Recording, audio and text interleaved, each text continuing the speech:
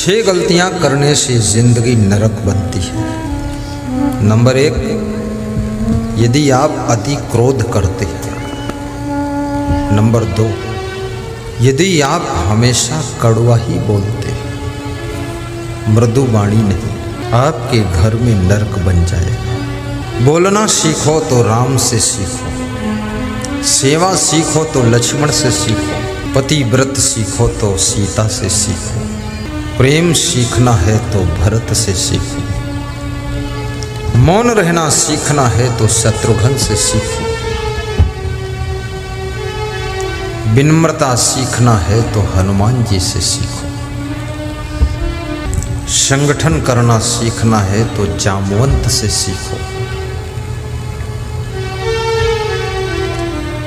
संघर्ष में भी हंसना सीखना है तो कृष्ण से सीखो, कष्टों में भी मुस्कुराना सीखना है तो राम से सीखो।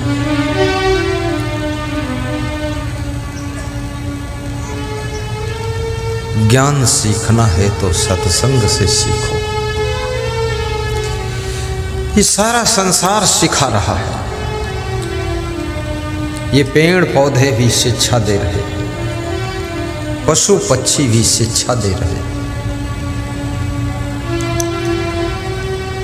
हर नर नारी आपको कुछ सिखा रहा है, सीखो।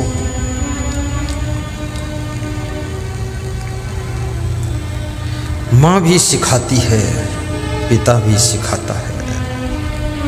सिखाने वालों की कमी नहीं, सीखने वालों की कमी है।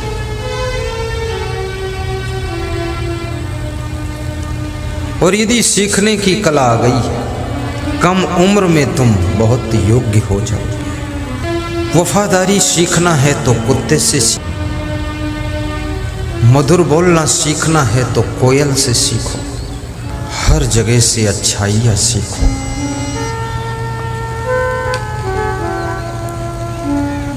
कटुकाचा वाणी। तीसरी गलती दरिद्रता। जिसके घर में दरिद्रता है उसके घर में भी नरक बन जाता है। अपने घर में दरिद्र मत आने दो। और दरिद्र से यदि बचना चाहते हो, मानस में लिखा है, काकभूषुंडी जी गरुड़ जी से कहते हैं, गरुड़ जी ने प्रश्न पूछा कि सबसे बड़ा सुख कहाँ है और सबसे बड़ा दुख कहाँ है। काकभूषुंडी उत्तर दे रहे हैं, अभी बेलदौर खगड़िया जिले से मैं सत्संग करके आया, जो मुख्य आयोजक से श्री संजय शर्मा, उनकी धर्मपत्नी श्रीमती बेबी रानी शर्मा मुखिया हैं 10 साल से। तो उनकी तीसरी मंजिल पर मैंने देखा 15-20 सिलाई मशीनें लगी हुई। तो हमने कहा ये क्या है? बोले गुरुदेव, आपका सत्संग कराने के लिए इनकम सोर्स बढ़ाया है। रेडीमेड कपड़े 15 टेलर लगाकर सिलवाते हैं और वे कपड़े हम बेच देते हैं। उसी के प्रॉफिट में आपका सत्संग हो जाता है। कहें कबीर कुछ उद्यम कीजिए, आप खाए और को दीजिए। साईं इतना चाहिए जामे कुटुंब समाए, मैं भी भूखा न रहूं साधु न भूखा जाए। कम से कम इतना तो कमाओ, तुम भी भूखे न सो। द्वार पर कोई अतिथि आ जाए, साधु आ जाए, वो भी भूखा वापस न जाए। 2 रोटी उसको भी खिला सको। इतनी श्रद्धा रखो। ये साईं बाबा का वाक्य है, भूखे को भोजन, प्यासे को पानी, साईं बाबा की अमर कहानी। भूखे को रोटी, प्यासे को दूध, साईं बाबा। साईं बाबा के मंदिर में भी दर्शन कर लेना। सत्संग से जब जाना वापस, अंदर जाके दर्शन करना, बाबा के मंदिर में भी दान भी करना, हाथ जोड़ना, नमन करना कि असंग बाबा का सत्संग सुन के आया हूँ। हे साईं बाबा, अब आशीर्वाद दो, दुख दरिद्र दूर करो। साईं नाथ बाबा कि असंग बाबा तो सत्संग सुनाते हैं, साईं बाबा आशीर्वाद देते हैं। मैं प्रथम दिन आया तो मंदिर में गया था, तो मैंने भी दान करवाया वहाँ कि दान दे दो बाबा को, क्योंकि एक बाबा दूसरे बाबा को भी दान दे दे तो बहुत बाबा खुश होता है।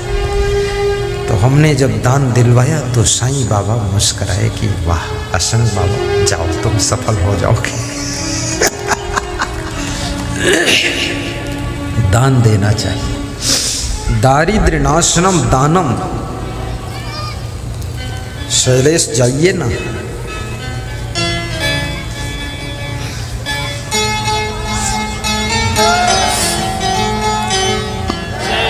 दान करने से दरिद्र का नाश होता है।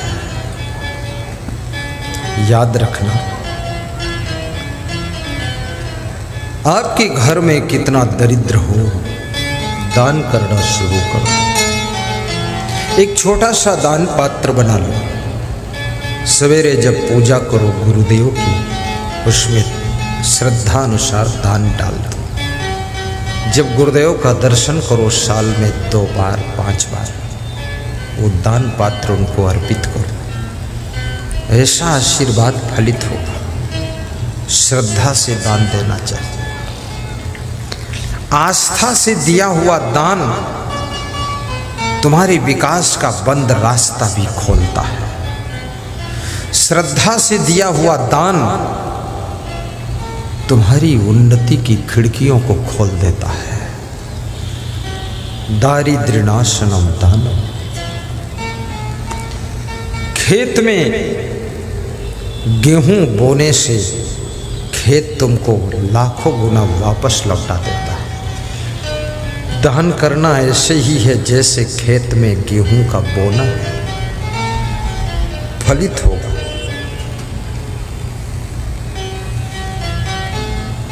परमार्थ के लिए समय दान भी करो, धन दान भी करो, अन्न दान करो, श्रम दान करो और कभी रक्त दान भी कर दिया करो। साल में 1 बार रक्त दान। लेकिन यदि आप बहुत कमज़ोर हैं तो मत करना, नहीं पता चले तुम्हारे ही काम बिगड़ गया। रक्त दान। प्रेम दान भी करो। मैं इंडोनेशिया में था, एक भारत का आदमी मिला वहाँ, तो मुझसे बहुत प्रेम किया। 2 घंटे मेरे साथ साथ रास्ता बताता रहा, इधर चलो उधर चलो। तो मैंने कहा इतना प्रेम क्यों करते हो? बोले हम हिंदुस्तान के हैं, तुम हिंदुस्तान के हो, ऐसा लगता है अपना ही कोई मिल गया है, इसलिए प्रेम करते हैं। प्रेम दान बहुत बड़ी चीज है। स्वामी राम तीर्थ समुद्र किनारे टहल रहे थे विदेश में। एक अंग्रेज ने पूछा, यहाँ तुम्हारा कौन है जो तुम्हारे भोजन और ठहरने का इंतजाम करेगा? तो स्वामी राम तीर्थ ने उसके कंधे पर हाथ रखा और कहा, यहाँ तुम हमारे हो, तुम ही हमारा इंतजाम करोगे। तो वो अंग्रेज मुस्कराया और उसकी आंखों में आंसू भर गए। पैर छुआ और उन्हें अपने घर ले गया। और जब तक वे विदेश रहे उनके खर्चे का इंतजाम उस अंग्रेज ने किया था। कि प्रेम आदमी के दिल को जीत लेता है। प्रेम से बड़ी कोई शक्ति नहीं है, इसलिए प्रेम को पहचानो और प्रेम का प्रयोग करो। जिस समय तुम किसी से प्रेम से बोलते हो उसको कितना आनंद प्राप्त होता है। प्रेम की गंगा बहाते चलो, ज्योति से ज्योति जलाते चलो। गाओ। ज्योति से ज्योति जलाते चलो। जो नारियां चाहती है कि मेरा पति बीमार ना हो, बस एक काम करना, अपने प्रेम की गंगा बहाते चलो। जो पुरुष चाहते हैं मेरी वाइफ बीमार ना हो, वाइफ से बहुत प्रेम रखना। प्रेम एक दवाई है, प्रेम इलाज है, प्रेम ट्रीटमेंट है, प्रेम बहुत बड़ी चीज है। प्रेम की गंगा बहाते चलो, प्रेम की गंगा बहाते चलो। ज्योति से ज्योति जलाते चलो, ज्योति से ज्योति जलाते चलो। मार्ग में आए दीन दुखी जो, मार्ग में आए दीन दुखी जो, सबको हृदय लगाते चलो, सबको हृदय लगाते चलो। प्रेम की गंगा बहाते चलो, प्रेम की गंगा बहाते चलो। ज्योति से ज्योति जलाते चलो, ज्योति से ज्योति जलाते चलो। प्रेम की गंगा बहाते चलो, प्रेम की गंगा बहाते चलो। प्रेम की गंगा बहाते चलो। बोलिए सद्गुरु भगवान की जय। तो नंबर 3, अपने घर में दरिद्र मत आने दो। और दरिद्र कैसे नहीं आएगा? यदि आप 3 काम करोगे तो आपके घर में दरिद्र कभी नहीं आएगा। नंबर 1, मूर्खों का सम्मान मत करो, बुद्धिमानों का सम्मान करो। नंबर 2, अन्न का अपमान ना करो, अन्न का आदर करो, अन्न को फेंको मत। अहमदाबाद में गुणवंत भाई दबे के घर में संत हमारे गए, खिचड़ी बनाया तो खिचड़ी बच गई, आइडिया नहीं था उनको, तो उन्होंने खिचड़ी रख लिया और सवेरे गरम करके फिर से छौंक करके खा रहे थे बासी खिचड़ी। तो मैंने पूछा, दबे साहब आप बासी खिचड़ी खा रहे थे? बोले गुरुदेव, इंडिया में प्रेस के बिजनेस में दूसरा स्थान है पूरी भारत देश में, इतना धनवान हूँ मैं, लेकिन अन्न का अपमान नहीं करता हूँ, इसलिए मैं धनवान हूँ, इसलिए मैं धनवान हूँ, अन्न का अपमान नहीं करता।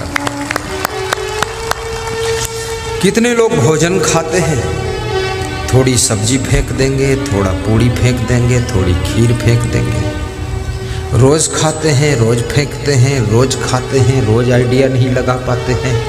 कितना भूख है, लालची आदमी ज़्यादा ले लेते हैं, खा नहीं पाते हैं तो फेंक देते हैं। अपने खाने का भी आइडिया नहीं, इतना क्यों लेते हो? आहा, अन्न को जो फेंकता है। नासिक में सीताराम बापा के कैंप में भंडारा चल रहा था, तो मैं देखने गया दर्शन के लिए। तो सब लोग आ गए, बहुत प्रेम किया उन्होंने। तो हमारे साथ कुछ भक्त गए थे, वो खाने के लिए बैठ गए। उन्होंने खाने के लिए आग्रह किया और आग्रह किया तो वहाँ जाकर बैठ गए। हम संत लोग तो नहीं खाए, वो लोग खाने लगे जो भक्त थे, गृहस्थ लोग। तो उसमें एक भक्त जो है कुछ खाया, कुछ बचाया, कुछ पत्तल में लपेटा और फेंकने जा रहा था।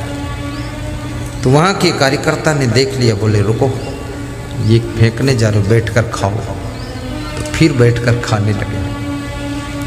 फिर थोड़ा सोचा कि अब लोग चले गए कोई नहीं, तो फिर बचा, फिर फेंकने चले तो फिर पकड़ लिया किसी ने, ये उठो वापस लौटो। तो मेरे से उसी भक्त ने बताया कि मेरी ये दशा हुई है,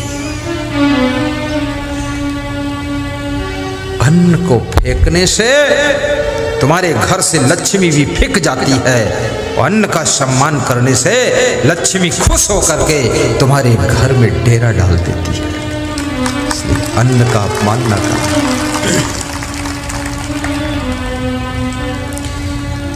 और बहुत ज्यादा भी अन्न मत खाना है। बहुत ज्यादा खाने से अन्न भी खराब हो जाता है, पेट भी खराब हो जाता है, दोनों चीजें गड़बड़ होती हैं। बहुत ज्यादा भी मत खाइए बस।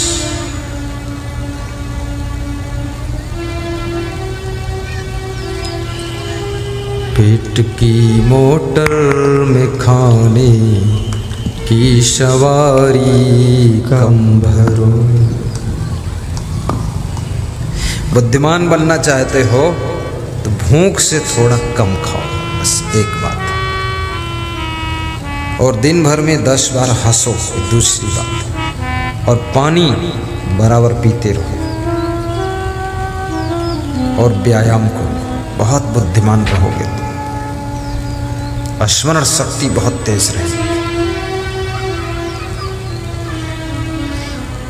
ये जो लोगों के पास में इतनी बुद्धि कम हो गई है, कितने लोग तो चप्पल उतारते पीछे हो, ढूंढते आगे, इतना बुद्धि कम। खुद के चप्पल खुद ने उतारा, खुद ही उधर के बजाय इधर ढूंढ रहे। कितने लोग चश्मा लगाए रहते हैं और चश्मा ढूंढते रहते हैं। खोपड़ी बची है, दिमाग सब कट गया। कितनी महिलाओं के किचन में सब सामान है, पूरे घर में ढूंढती रहती, जीरा धनिया मिर्चा, कुछ पाती ही नहीं। कहती है दिमाग कट गया है। चलो अच्छा हुआ दिमाग ही कटा, कहीं खोपड़ी कट जाती तो क्या होता। ज्यादा टेंशन करोगे दिमाग कट जाएगा, ज्यादा जागोगे दिमाग कम हो, ज्यादा सोओगे तो बुद्धि कम हो जाएगी, ज्यादा खाओगे तो भी बुद्धि कम हो जाएगी। बुद्धि घटे बहु भोजन खाए।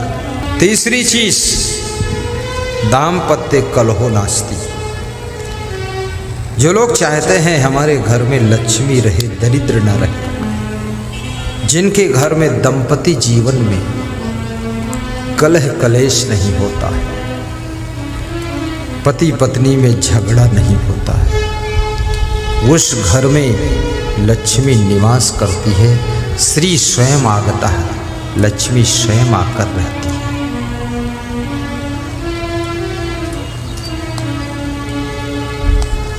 अर्थात जिस घर में प्रेम निवास करता है, उसी घर में लक्ष्मी निवास करती है। किसी गांव में 3 संत भजन कर रहे थे, चबूतरे पर बैठे हुए भजन कर रहे थे, खंजड़ी बजाकर भजन गा रहे थे। भजन बहुत गाया, लेकिन शाम तक कोई भी उनको भोजन नहीं दिया। गांव के लोग आते थे, देखते थे, सुनते थे, चले जाते थे, भोजन नहीं दिया। तो जिनके घर के सामने चबूतरे पर बैठे भजन गा रहे थे, उस घर के लोग दयालु किस्म के थे। बोले ये बाबा लोग सुबह से भजन गा रहे हैं, इनको भोजन मिला कि नहीं मिला।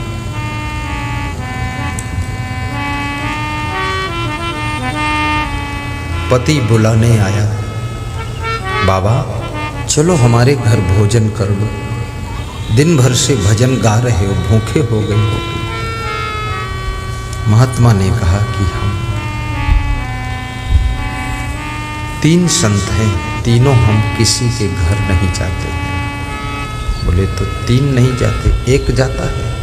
बोले 3 में से 1 का चुनाव कर। बोले क्या नाम है आपका? तो बोले एक का नाम धनदास है, दूसरे का नाम सफलता दास है, तीसरे का नाम प्रेमदास है। तो पति ने कहा कि मैं अपनी वाइफ से पूछ लेता हूँ तीन में से किसको लाऊं, एक को। घर पूछने गया तो पत्नी ने कहा कि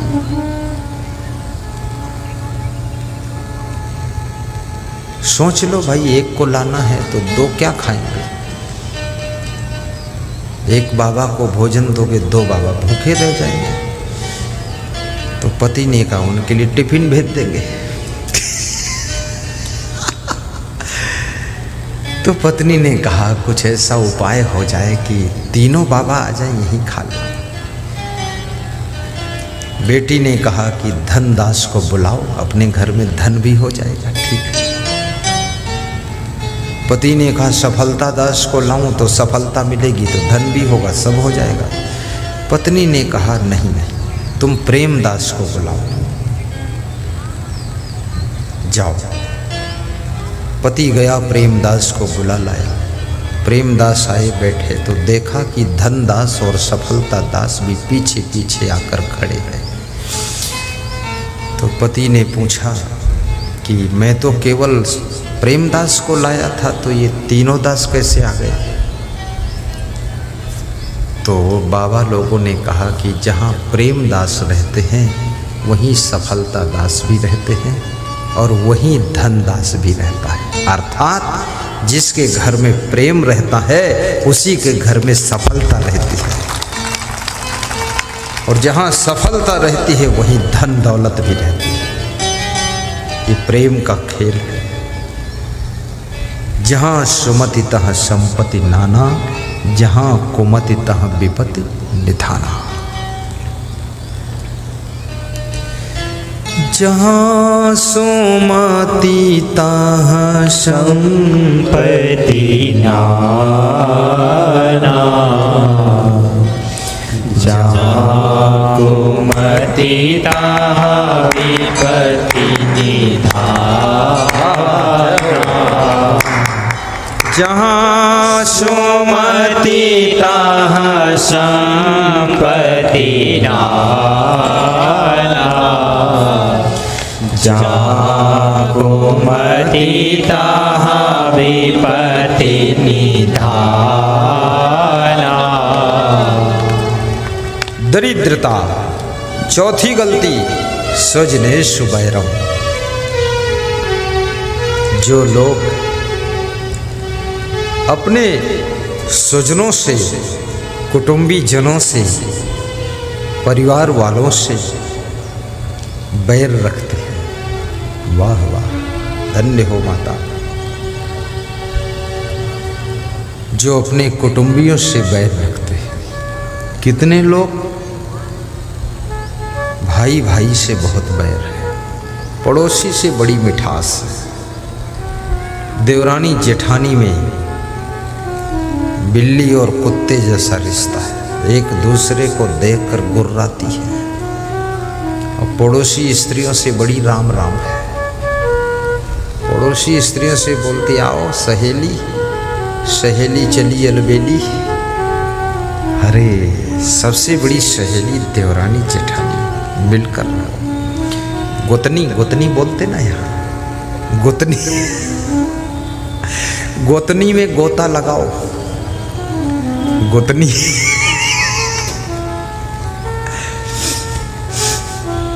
बिहार की भाषा और रिश्तों के नाम बिलग बिलग हैं। गोतनी, आहा, साहिब बंदगी साहिब। तो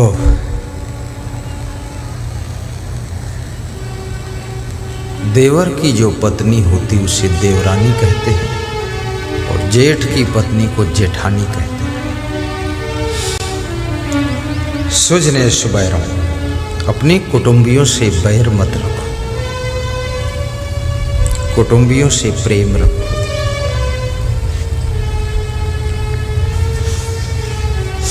स्वजनेषु वैरम। चौथी गलती, जो लोग अपने परिवार में ही बैर रखते हैं उनके घर में नरक बन जाता है। परिवार में किसी भी सदस्य को नीचा दिखाने की कोशिश न करो। वाह वाह। साहिब बंदगी बोलो, साहिब। ताली बजा दो, कोई अतिथि आए। जय हो, जय हो। बिठाओ बिठाओ, प्रेम से बिठाओ। चलते चले जाओ, चले जाओ। बस 10 मिनट बाद बुला लूँगा ऊपर। बिठा दो, बिठा दो। साहिब बंदगी साहिब। वाह वाह वाह, आनंद आ गया, आनंद आ गया। प्रसन्नता हो गई, प्रसन्न। नहीं, वहाँ बिठाओ, कुर्सी पे बिठाओ ना। अरे धन्य हो, धन्य हो, महान हो, महान। कुर्सी तो उनको रोज मिलती है, लेकिन आज वह सबके दिलों में बैठ गए हैं, दिलों में बैठ गए।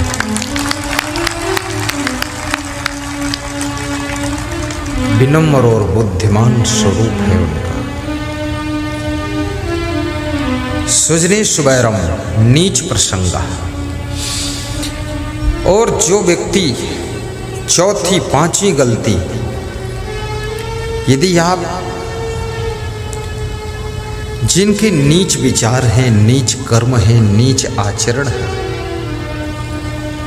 उनकी संगत करते हैं, उनके साथ रहते हैं,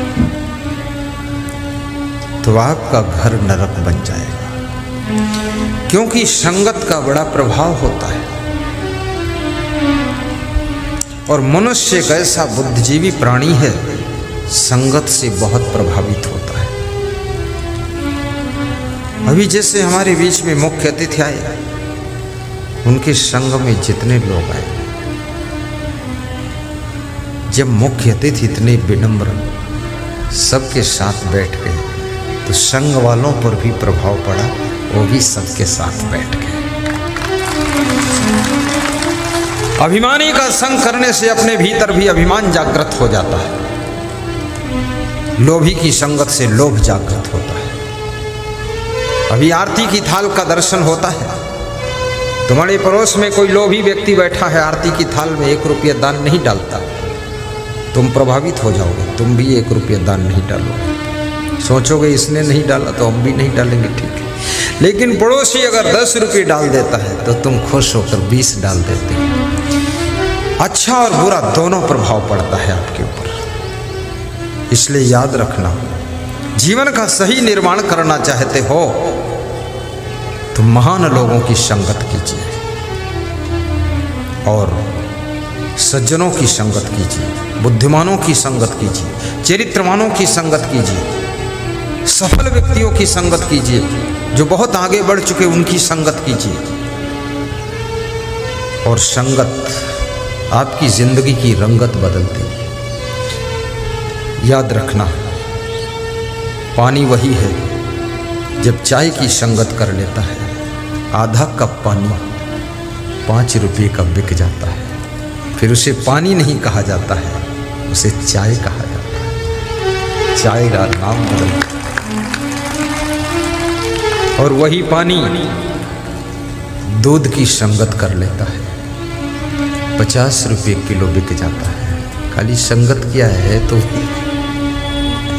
कितने लोग पानी को दूध की संगत खूब कराते हैं, खूब बेचते हैं।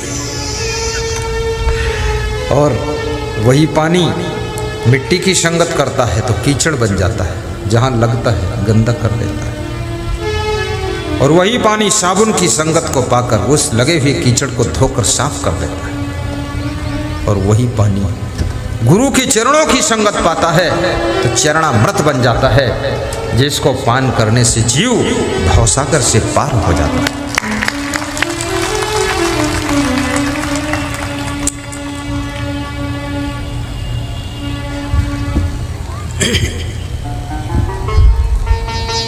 और वही पानी जब गंगा नदी में बहता है तो गंगा जल कहलाता है। और वही पानी जब गंदे नाले में बहता है तो गंदा जल कहलाता है। और वही पानी है जब दाल में डाल देते हो तो पानी दाल बन जाता है, चावल में डाल देते हो तो चावल को पकाकर वो भी चावल का रूप हो जाता है। याद रखना, इसी तरह से मनुष्य भी जैसी संगत को पाता है वैसा उसका रिजल्ट बदलने लग जाता है।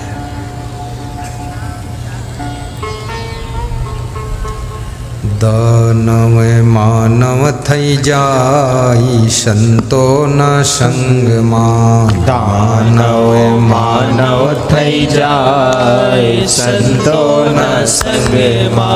पापी पावन थई जाई संतो न संग मा। पापी जय हो। पावन थई जाय संतो न संग मा। आज हमारे आपके बीच में मुख्य अतिथि के रूप में डॉक्टर संजीव चौरसिया साहब पधारे, जो कि एमएलए हैं, विधायक हैं, बड़े सरल हैं, आपके लाडले हैं, प्यारे हैं। आपने वोट दिया है, जिताया है। आज फिर से वह आपके दिल को जीतने के लिए आए हैं कि सबका दर्शन करके, गुरु के दर्शन के साथ साथ गुरु के भक्तों का भी दर्शन करने की प्यास लेकर आए। मैं कहूँगा सबको प्रणाम करने चौरसिया साहब खड़े होकर हाथ जोड़कर सबकी तरफ देखकर सब लोग ताली बजाकर धन्य हो।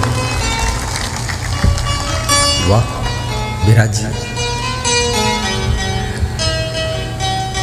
हमारे राम अनेक ठाकुर साहब मुख्य आयोजक बड़े खुश हो रहे हैं। खड़े हो जा ठाकुर साहब, ये बहुत मेहनत किया है। साईं बाबा ट्रस्ट वालों ने बहुत मेहनत किया है,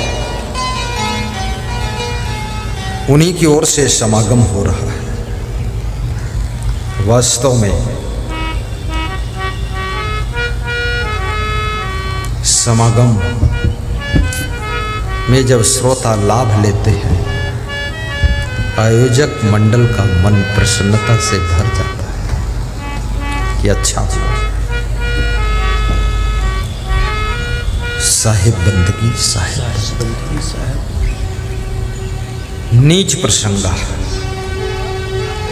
कुलहीन सेवा। नीच वह नहीं है जो किसी छोटी जाति में पैदा हुआ, और जाति कोई न छोटी है न बड़ी है। जाति में जन्म लेने वाले छोटे बड़े महान ऊंचे नीचे होते हैं। अगर उनके विचार महान हैं, किसी भी जाति में जन्म लिया हो वो व्यक्ति महान कहलाता। जाति क्या करेगी? कुलहीन सेवा और जो चरित्रहीन है, विचारहीन है, विवेकहीन है, गुणहीन है, कर्महीन है, उनकी सेवा मजबूरी में जिनको करना पड़ता है, उनकी जिंदगी भी नरक हो जाती है। स्वयं तो पवित्र आत्मा है, पर किसी गंदे व्यक्ति की सेवा करना पड़ रहा है, ऐसी मजबूरी आ गई। कुग्राम बासा कुलहीन सेवा, कुभोजनम क्रोध मुखी च भार्या। पुत्रस्य मूर्खा विधवा च कन्या, बिना घृणा खडे प्रदहन्ति कायम। ये 6 प्रकार के लोग बिना आग के रात दिन जलते रहते हैं। नंबर 1 कुग्रामवासा, जिनका घर दुष्टों के गांव में है। नंबर 2 कुलहीन सेवा, जिनको मजबूरी में भ्रष्ट लोगों की सेवा करना पड़ता है। नंबर 3 कुभोजनम, जिनको सुबह से लेकर शाम तक शुद्ध भोजन भी नसीब नहीं होता। नंबर 4 क्रोधमुखी च भार्या, जिनको पत्नी बहुत क्रोधी स्वभाव की मिली। अगर पति ने कह दिया दाल में नमक ज्यादा है, बोले अब कल से तुम बना लेना, मैं नहीं बनाऊंगा, इतना गुस्सा आ गया। पति ने बोल दिया जरा सुबह जल्दी उठ जाया करो, तो अगले दिन उठी ही नहीं। बताया सिर दर्द हो रहा, बताते रहो। ऐसी क्रोध करने वाली पत्नी मिली है। वह लोग बिना आग के निरंतर जलते रहते। पुत्रस्य मूर्खा, जिनको मूर्ख पुत्र मिला, स्कूल पढ़ने के लिए भेजो तो शहर में टहलता रहता है, ऑनलाइन मोबाइल पढ़ने के लिए दो तो गेम खेलता रहता है, समझाओ तो मुंह फुला के बैठता है, डांट दो तो घर से चला जाता, 2 घंटे आता ही नहीं। माँ बाप टेंशन में पड़ जाते। ऐसा मूर्ख पुत्र मिला है। सुबह याद करता, शाम को भूल जाता है, शाम को पढ़ता, सुबह सब फिर खोपड़ी साफ हो गई, कुछ याद नहीं। माँ बाप उसको मक्खन मलाई खिलाते हैं, कहीं से दिमाग बढ़ जाए इसका। और याद रखना, एक चौपाई याद कर लो, अतिशय रगड़ करे जो कोई, अनल प्रकट चंदन से हो। अगर आपने बहुत रगड़ी मारी है